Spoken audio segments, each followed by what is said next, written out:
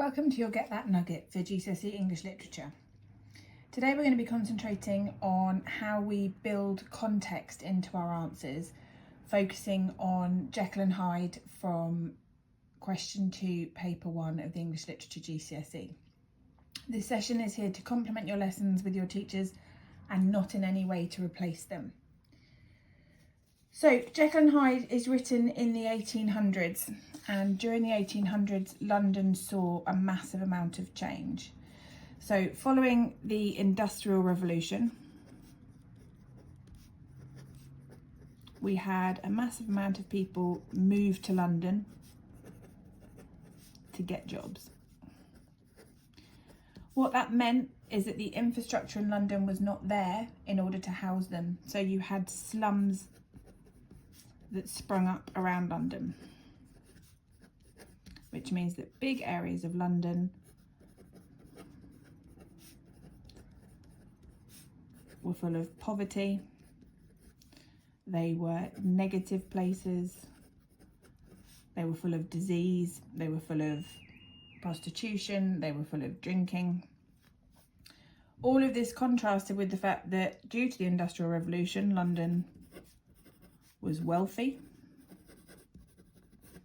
You had the whole idea that we built up a class of gentlemen. So prior to this time, you had the poor and working class, and you'd had the aristocracy or the ruling class. The Victorian era saw the introduction of the gentlemen, so people who were professionals, doctors, lawyers, who created a new class in London. They lived in nice areas, but the thing that was most important to them was their reputation, because without reputation, they would have no business, their business would fail, and they would be shunned from society. So you have the poor and working class who are living in the slums, you have the aristocracy and ruling class, and then in between you have this class of gentlemen who earned good money, were well respected, and who spent a lot of their time preserving their reputation. The reason they had to preserve their reputation is because Victorian society was quite strict. There was quite a lot of judgment around, so if you in any way went against the church or society's expectations, you would be gossiped about and shunned. All of this is made more difficult by the fact that during this time, we had a conflict of ideas. So Charles Darwin has published his theory of evolution. And his theory states that we have evolved over time from apes. What that meant, essentially, is that Darwin is saying all Victorian people came from animals. And animals represented savagery and a lack of decorum. It was also directly in contrast to the teachings of the church, which stated that God created Adam and Eve,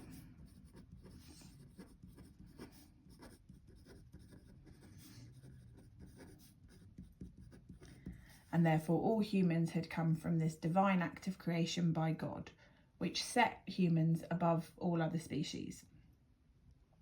There were a group of people that recognised and believed Darwin's theory, and there were a group of people that believed it was heresy and went against all the teachings of the church. So already in London, you have conflict. You have the conflict between the rich and the poor, you have the conflict between science and religion.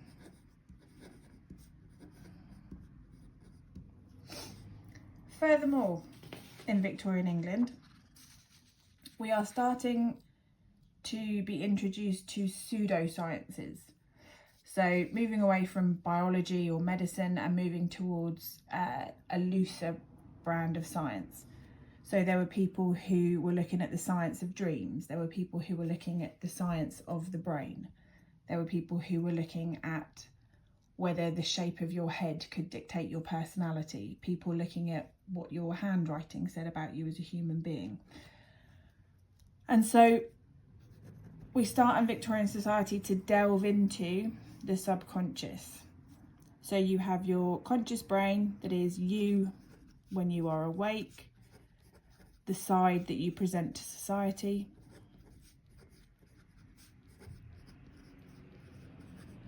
And then you have your subconscious, the darker side, the hidden side, which, in order to maintain reputation,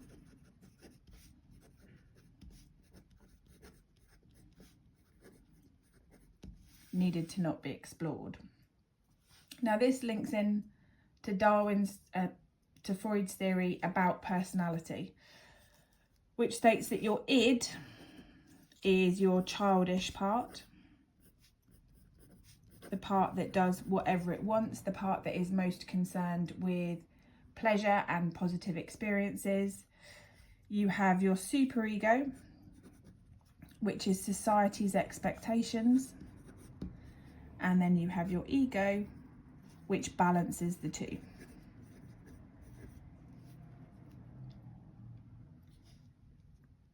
So we have several theories floating around that suggest that man has a dual nature, that there are two sides to man, the hidden and the revealed.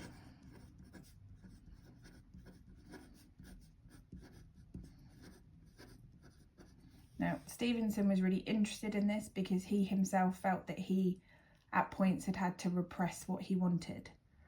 Now, again, there's no point in you just knowing lots and lots about context and not being able to relate it to the text. So, in terms of this, it is this dual nature that drives Jekyll,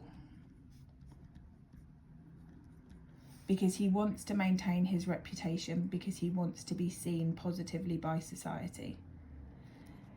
It is this idea of the darker and more hidden parts that he starts to explore through Hyde. Hyde is essentially the hidden part of man.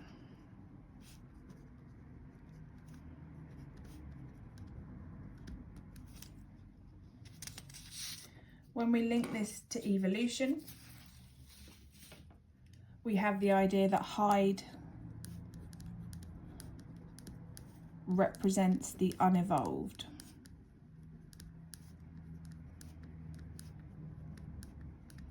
Okay, this idea that we have come from animals.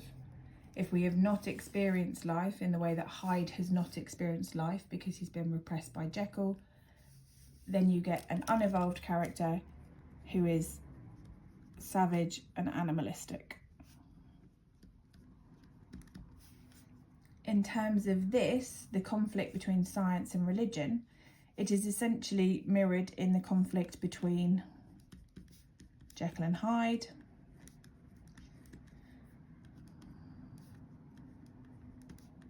the scientist and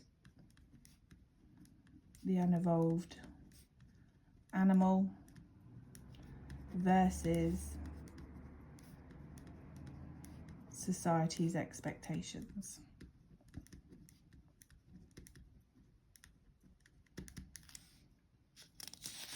If we look at this in terms of London, we have the conflict between the rich and the poor.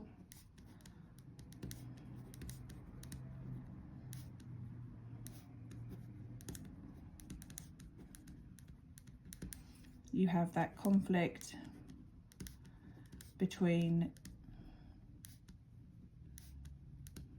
desire and maintaining your reputation.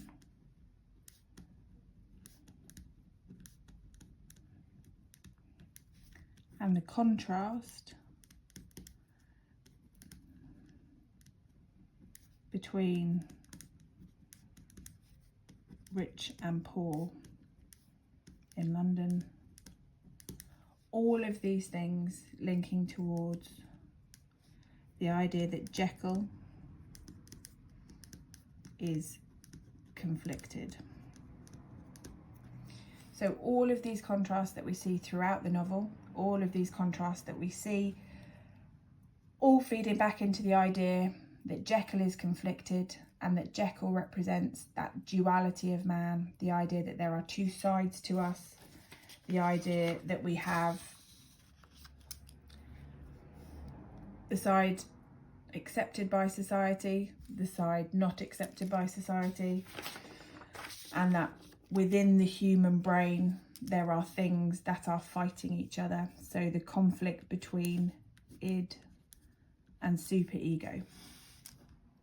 Now all of these, when you write about them, need to be linked directly to that text. So your conflict between id and superego is your conflict between Jekyll and Hyde. So the task I want to leave you with was, how was Stephen influenced by the world around him? What was happening at the time that made him write a story about man's internal conflict?